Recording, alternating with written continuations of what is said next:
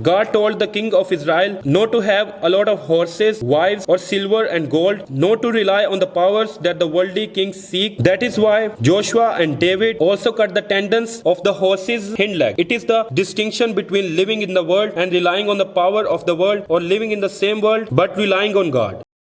The internal and unchanging Word of God. Walking with God.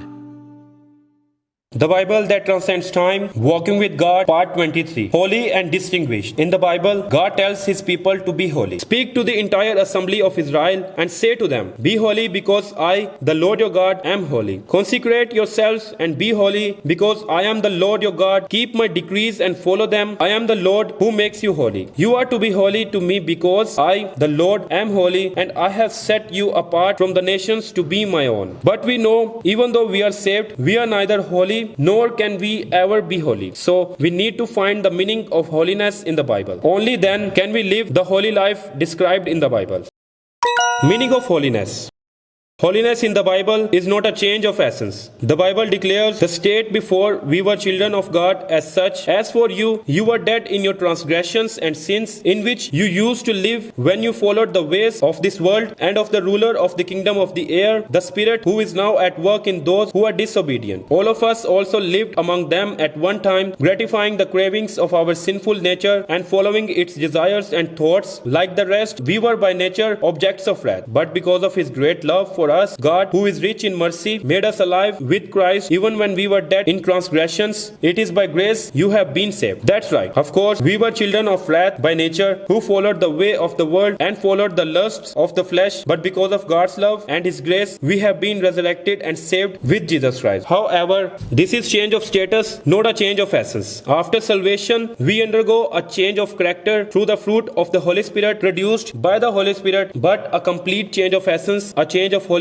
will be accomplished as a glorification in the kingdom of God through death. Therefore, we must know the meaning of holiness from the Bible. We need to know what holiness is required from sinners who cannot be holy by nature. As we know, no one is righteous. Therefore, God is not asking us to be righteous by nature nor by works. So, we must again find the answer in the Bible. I am the Lord your God. Consecrate yourself and be holy, because I am holy. Do not make yourselves unclean by any creature that moves about on the ground. I am the Lord who brought you up out of Egypt to be your God. Therefore, be holy, because I am holy. For you signaled them out from all the nations of the world to be your own inheritance, just as you declared through your servant Moses, when you, O sovereign Lord, brought our fathers out of Egypt. That's right, in the Bible, holiness is distinction. It is not about the separation of life, but distinction of mind, distinction of life. It's not about turning our back on the world, it's about being distinguished from the world. You are the salt of the earth, but if the salt loses its saltiness, how can it be made salty again? It is no longer good for anything except to be thrown out and trampled by men. You are the light of the world. A city on a hill cannot be hidden. I have written you in my letter not to associate with sexually immoral people, not at all meaning the people of this world who are immoral, or the greedy and swindlers or idolaters. In that case, you would have to leave this world. That is why the Bible calls God's people a distinguished holy people or holy people. For you are a people holy to the Lord your God. The Lord your God has chosen you out of all the peoples on the face of the earth to be His people, His treasured possession. For you are a people holy to the Lord your God. Out of all the peoples on the face of the earth, the Lord has chosen you to be His treasured possession. Therefore, we are to live as salt and light in this world, and to live a distinguished life in this world. They should be distinct even while doing the same thing in the same place. The Bible calls that holy.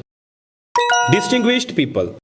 God separated Abraham from the life of Mesopotamia, the splendid Chaldean Ur region, and separated him into the land of Canaan. Abraham did not look for the wife of his only son Isaac from the daughters of the Canaanites, but distinguished them so that he could find them from Abraham's hometown and relatives. Isaac also told Jacob to be distinguished and not to take a wife from among the daughters of the Canaanites. Joseph also had Jacob and his companions who came down to Egypt to be distinguished from Egypt, which was the best place for exodus from Egypt and not the place that Pharaoh suggested. The Bible continues to reveal the distinction. From the fourth plague during the Exodus war, God distinguished God's people from the Egyptians, distinguished the domestic animals of the Israelites and the Egyptians, and distinguished God's people from other peoples. God gave His people edible and inedible food to distinguish them from what they eat in their lives. God gave the people of Israel various ways of living, centering on the Ten Commandments to distinguish them from the way of life of the people of the world. The Israelites themselves did not change at all in Egypt, in the wilderness, or even in Canaan, but God commanded holiness by speaking of a distinction. Also, God speaks of a 7-day cycle that is different from the people of the world at the time, who moved in units of 1 day, 1 month, and 1 year, starting with the Sabbath, gave distinguished feasts such as Passover, Feast of Unleavened Bread, Feast of First Fruits, Feast of Trumpets, Day of Atonement, Feast of Tabernacles, and also commanded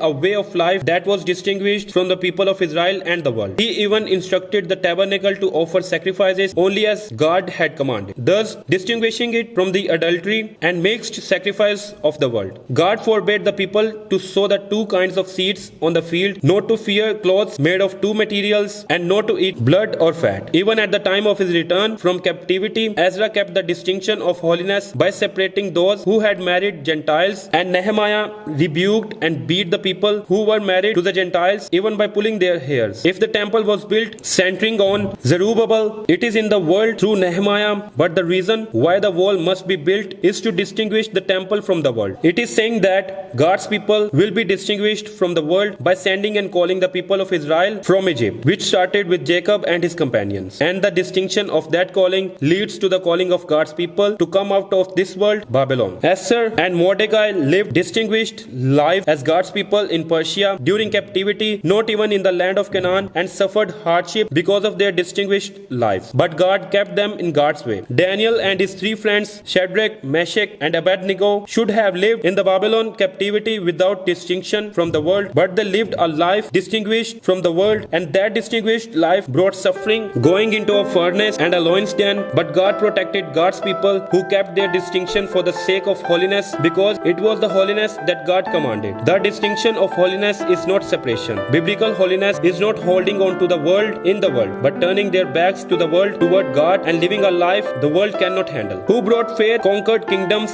administered justice, and gained what was promised. Who shut the mouths of lions, quenched the fury of the flames, and escaped the edge of the sword. Whose weakness was turned to strength, and who became powerful in battle and routed foreign armies. Women received back their dead, raised to life again. Others were tortured and refused to be released so that they might gain a better resurrection. Some faced jeers and flogging, while still others were chained and put in prison. They were sawed in 2. They were put to death by the sword. They went about in sheepskins and goatskins, destitute, persecuted, and mistreated. The world was not worthy of them. They wandered in deserts and mountains and in caves and holes in the ground. The Bible that transcends time, walking with God, continues.